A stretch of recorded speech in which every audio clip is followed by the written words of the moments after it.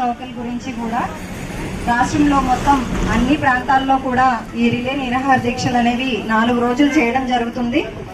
ఈరోజు మన సింహాద్రి రమేష్ గారు ఇక్కడ అవనిగడ్డ నియోజకవర్గం తరఫున రైతులందరూ కూడా ఎన్ని ఇబ్బందులు పడుతున్నారో, వారు పడే అవస్థల గురించి కూడా ఈరోజు పొద్దున్నుంచి కూడా నిరాహార దీక్ష చేసి నాయకులందరూ కూడా తగిన కారణాలన్నీ కూడా వివరించడం జరిగింది.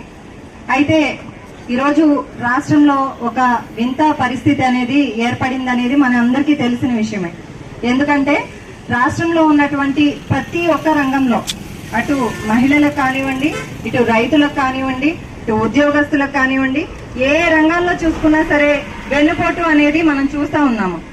ఎక్కడ చూసినా సరే వెన్నుపోటు తప్పే మనకి ఇంకా వేరే అభివృద్ధి కార్యక్రమం అనేది మన కళ్ళకు ఏమాత్రం కనిపించకుండా చేస్తారు మన చంద్రబాబు నాయుడు గారు. ఈ రోజు రైతులందరూ కూడా చక్కగా నార్మళ్లు వేసుకోండి అని చెప్పి ప్రభుత్వం ఇచ్చిన సూచనల మేరకు ప్రతి ఒక్క ఇరిగేషన్ మంత్రి గారు కానివ్వండి, ఇక్కడ ఉన్నటువంటి స్థానిక మంత్రి గారు కానివ్వండి, ఎమ్మెల్యేస్ కానివ్వండి, తగిన అధికారులందరితో కలిసి చక్కగా చేశారు ఏరువాక కార్యక్రమం అని చెప్పేసి. ఈ ఏరువాక కార్యక్రమం అంటే మీ అందరికీ తెలిసిన విషయమే. అందరూ కూడా రైతులు నారుమళ్లు వేసుకోండి, చక్కగా విత్తనాలు వేసుకోండి అని సబ్సిడీల్లో విత్తనాలు, ఎరువులు అన్ని కూడా అందించి చక్కగా మనం వ్యవసాయం చేసుకోమని చెప్పి వాళ్ళు సూచనలు ఇచ్చి ఈ రోజున నీళ్లు ఇవ్వట్లేదు అని చక్కగా చిన్నగా ప్రెస్ మీట్ పెట్టేసి వదిలేశారు.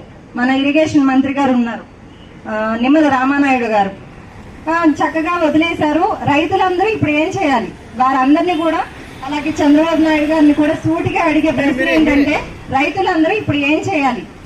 రైతులందరూ కూడా నారుమళ్లు పోసుకుని, కొంతమంది ఎదలు చల్లి, కొంతమంది ఆకుమళ్లు పోసుకుని, ప్రతి ఒక్కరు ఆకుమళ్లు ఈ రోజు వస్తువు చూస్తుంటే కూడా అన్ని ఎండిపోయిన పరిస్థితి, నీళ్లు లేక ఎండిపోయాయి.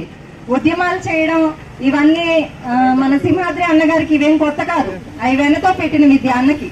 నాకు స్టార్టింగ్ ఎమ్మెల్యేగా పరిచయం అయినప్పుడే రాము గారు చెప్పారు, ఆయన ఉద్యమాలు పోరాటాలు చేయడం ఇవాళేం కొత్త కాదమ్మా, ఫస్ట్ నుంచి కూడా ఆయన నాయకత్వ లక్షణాల కంటే ముందుగా కూడా ఆయన పోరాటంలో చాలా శక్తివంతమైన నాయకుడు అని చెప్పి. ఈ రోజు ఇక్కడ మొదలైనటువంటి పోరాటం మీరు ఎప్పుడైతే నీళ్లు ఇస్తారో అప్పటి వరకు కూడా కొనసాగించే ధైర్యం ఆయనకుంది. ఆయన వెన్నంటి ఎంతో మంది రైతులు, ఈ దివిసీమ ప్రాంతం అనగానే గుర్తొచ్చేది సస్యశ్యామలం అన్నమాట.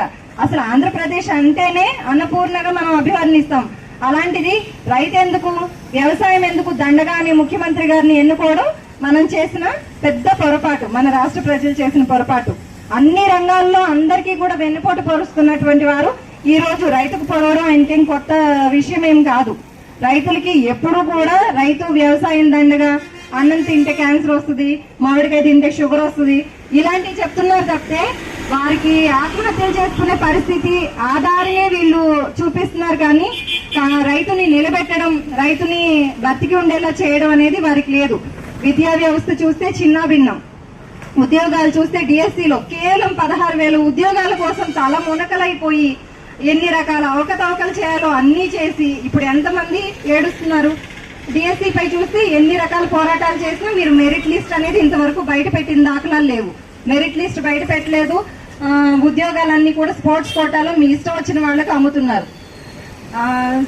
స్టేట్ ఎంబ్లం ఉన్న ఫోన్ నెంబర్స్ నుంచి కూడా ఫోన్స్ చేసి మీరు డబ్బులు తీసుకురండి మీకు ఉద్యోగం ఇస్తాము అనే పరిస్థితికి వచ్చేసింది మన రాష్ట్ర ప్రభుత్వం. ఈ రోజు మిమ్మల్ని సూటిగా ఒకటే ప్రశ్న అడుగుతున్నామండి చంద్రబాబు నాయుడు గారు, రైతులకు నీళ్లు ఎందుకు ఇవ్వట్లేదు?